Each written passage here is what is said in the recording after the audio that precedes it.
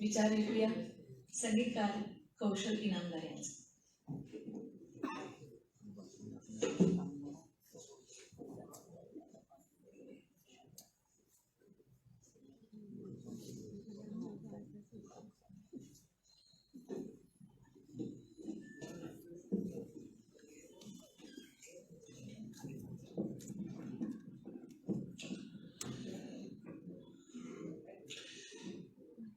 व्यासपीठावर उपस्थित या सगळ्या मान्यवरांना नमस्कार करतो.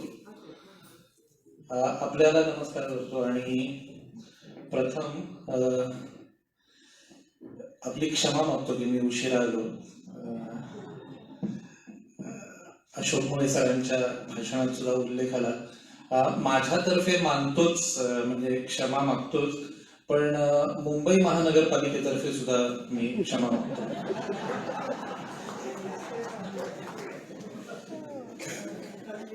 म्हणजे रस्ते नाहीत त्यामुळे नाविकाचा अनुभव आपल्यालाही मिळावा अशा उदात्त हेतूने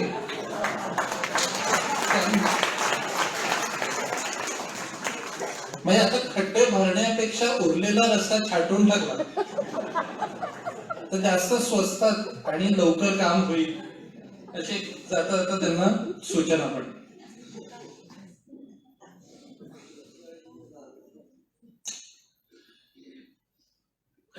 मला आज इथे कॅप्टन वैभव दळवी यांनी बोलवलं याबद्दल मी त्यांचा अगदी मनापासून आभारी आहे. आणि मी इथे बोलण्यापेक्षाही इतक्या सगळ्या मान्यवरांना जवळून ऐकता येईल यासाठी मी खरं तर आलेलो आहे. त्यामुळे मी माझे जे विचार आहेत ते अगदी थोडक्यात मांडण्याचा प्रयत्न करतो. खरं तर मी काही खूप प्रयत्न केला की काहीतरी एक आराखडा तयार करावा की काय बोलावं, तसा तो झाला नाही. जी.ए. कुलकर्णी म्हणतात की चांगली कविता वाचली की अनेक पक्षी एकत्र मनात उडाले पाहिजेत. फार सुंदर आहे. कारण बाकी शब्दांमध्ये तुम्ही एखादी कविता वाचली की तुम्हाला काय होतं नेमकं हे तुम्ही तसं व्यक्तच होऊ शकत नाही असं मला वाटतं. फार कठीण आहे. कारण प्रत्येकाच्या मनात वेगवेगळे तरंग उमटतात. ते एकसारखेच असतील तीच कविता वाचून हेही सांगता येत नाही. कारण कविता हा सांगण्याचा फॉर्म नसून सुचवण्याचा फॉर्म आहे आणि प्रत्येक माणसाला ती वेगवेगळी आकळत जाते. जेव्हा हे पुस्तक कुरिअरने आलं आणि त्याचं मुखपृष्ठ नंदन जोशींनी केलेलं मी बघितलं तर बराच वेळ मी त्या मुखपृष्ठावरच रेंगाळत राहिलो. निळाईची गाज फार गमतीशीर नाव वाटलं मला. कारण समुद्राची गाज हे सरसकट आहे, पण निळाईची गाज, निळ्या रंगाची गाज असाही नाही. त्या निळाईमध्ये काहीतरी आणखीन थोडस गाढ आहे जास्त, आणि त्याची गाज मुखपृष्ठाबद्दल सांगितलं सुद्धा मगाशी. त्याच्यातला निळाई हा शब्द निळा आहे आणि गाज हा शब्द पांढरा आहे. चंद्रशेखर सानेकरचा शेर आहे, अरुण कडनं मी खूप वेळा ऐकलेला आहे की होत गेली निर्मिती तो तस तसा झाला निळा, या नभाचा रंग आधी शुभ्र असला पाहिजे.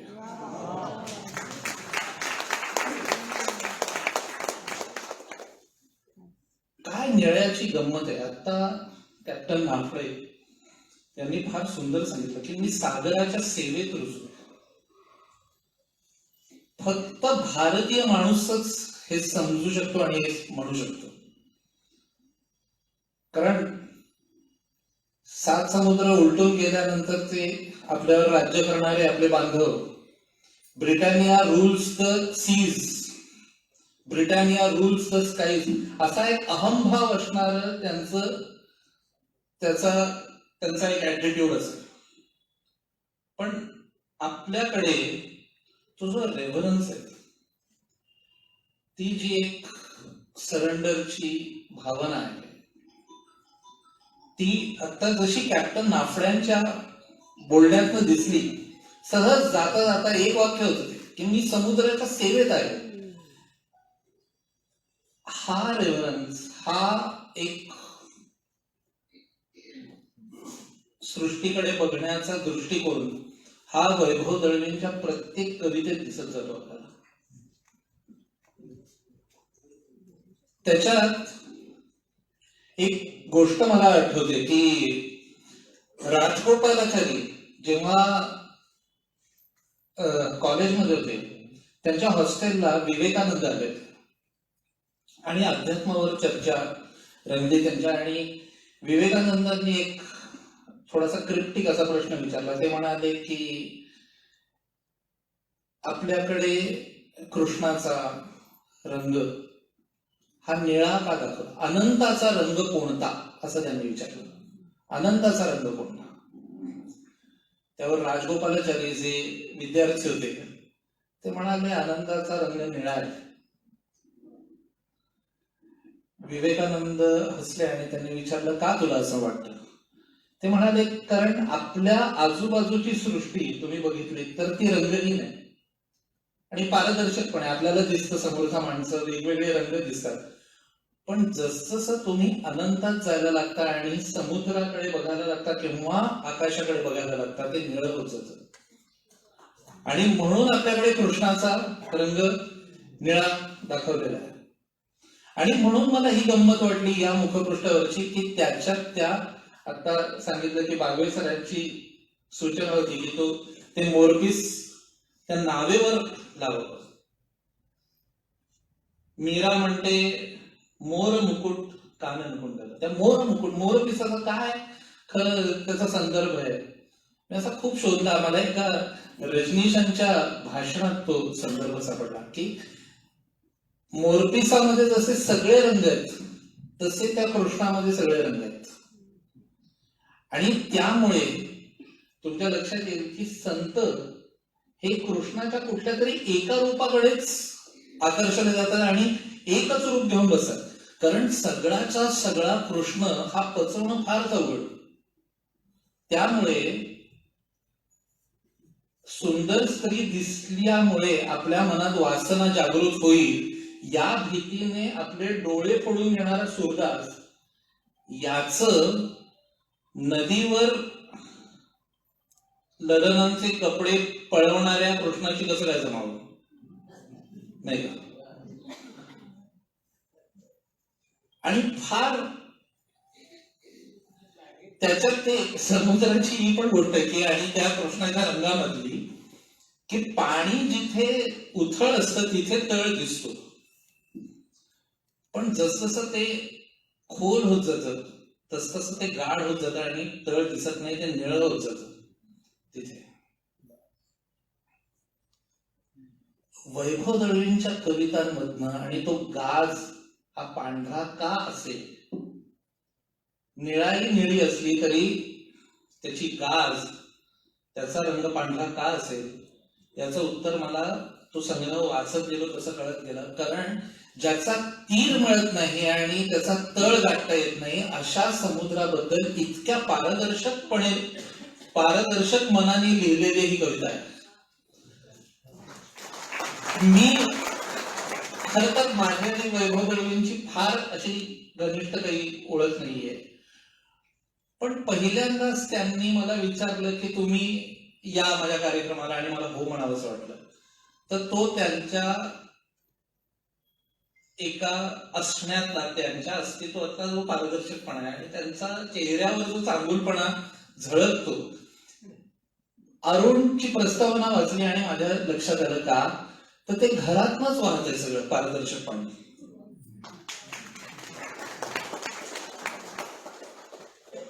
हे थोडंफार मी अनुभवलेलं आहे. आणि अरुण आणि बागवे सर याचे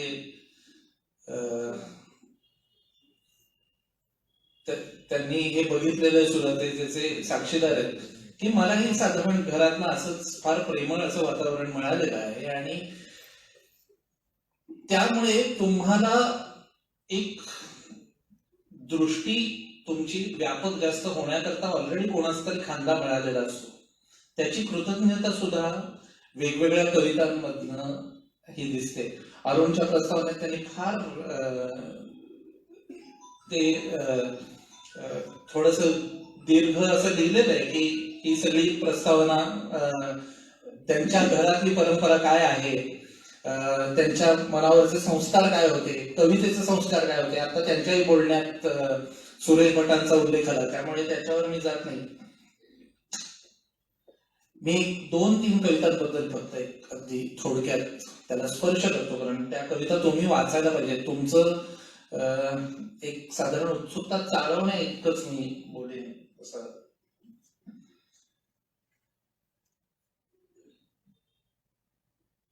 ह्या नारायण सुर्व्यांची ओळ आहे की जसा जगत आहे मी तसा शब्दात आहे. आणि हे वैभव दळवींच्या कवितेत जाणवतं. ते त्यांची अभिव्यक्ती त्यांना आलेल्या अनुभवाशी इतकी प्रामाणिक आहे की तुम्हाला असं वाटतं की तुम्ही त्या चक्रीवादळात अडकलेले नसताना सुद्धा तुम्हाला तो अनुभव घेता येतो, जनरेशन लॉस शिवाय. आणि ही मला वाटतं कवितेची फार मोठी एक त्याच ताकद आहे त्याची. त्या चक्रीवादळाबद्दल दाफळे सर बोललेलेच आहे. त्यांच्या ज्या समुद्राच्या नसलेल्या कविता आहेत, मला असं वाटतं की का एवढ्या कवी हृदयाचा, म्हणजे आपल्याला उलट वाटतं की नेव्हीतला माणूस कवितेकडे का वळतो. मला उलटा प्रश्न पडला की इतक्या कवी हृदयाचा माणूस नेव्हीत का गेला.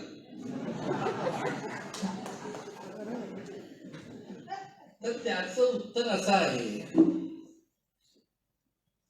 की कवी मनाचा माणूस किंवा कवी हृदयाचा माणूस, कवी कुठलाही कलाकार या अर्थी, तो एक सुरक्षित जागेमध्ये स्वस्थ बसणं शक्यच नाहीये. रहे साहिलों पे कश्तियां चलो हम चले मझधार में, कहीं ढल न जाए जिंदगी तूफान के इंतजार में. उगाच कुठेतरी वादळ यायचं आणि आपलं ते चुकायचं, म्हणून आपणच जाऊया. हे जे वॉन्डरलस्ट आहे. आणि सॅम्युएल टेलर कोलरिजच्या कवितेत ते येतं की water water everywhere not a drop to drink. मी नेव्हीच्या नाही पण एक पर्यटक म्हणून समुद्रावर जहाजाने गेलेलो आहे. आणि जसजशी संध्याकाळ होते तसा एक फार कमालीचा सुन्नपणा येतो. चारी बाजूला पाणी आणि कुठेही त्या क्षितिजाला काही ठोस फॉर्मच नाहीये.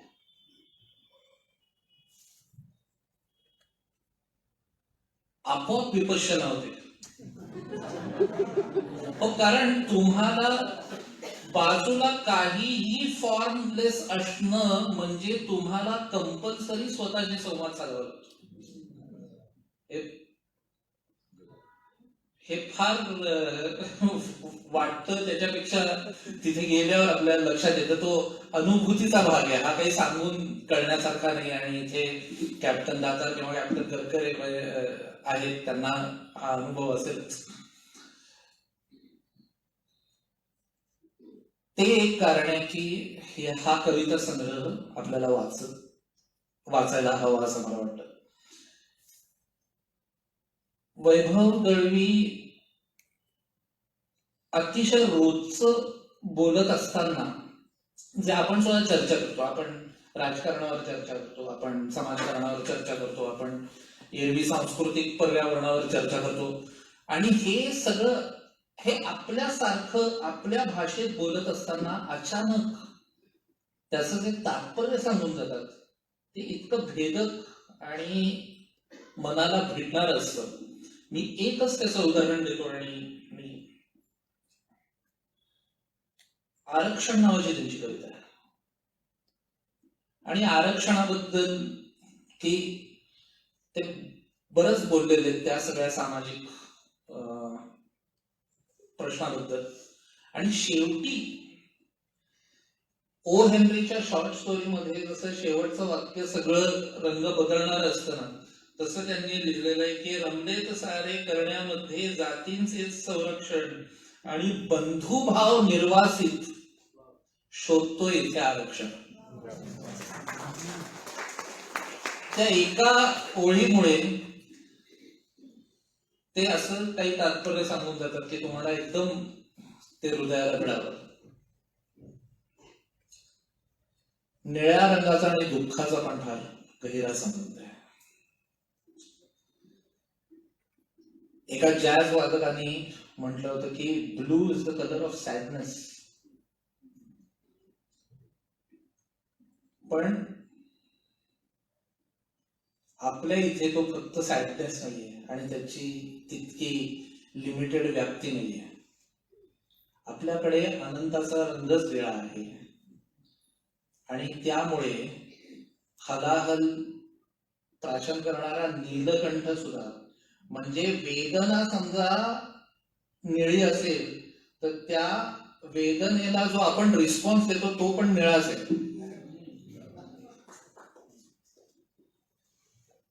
ही निळाईची शुभ्र झालेली गाज ही तुम्ही तुमच्या मनाच्या अथांग सागरात डुंबून नक्की घ्याल ही मला खात्री आहे. आणि विजयराज बोधनकरांनी पुढचं मुखपृष्ठ केलं तर ते निमित्त झालं तरी पुढचा संग्रह येईल हे आपल्याला आश्वासनास मिळालेलंच आहे. तर त्या आश्वासनासह मीही आपली रजा घेतो आणि वैभव तळवी यांना शुभेच्छा देतो की लवकरच पुढचाही संग्रह व्हावा.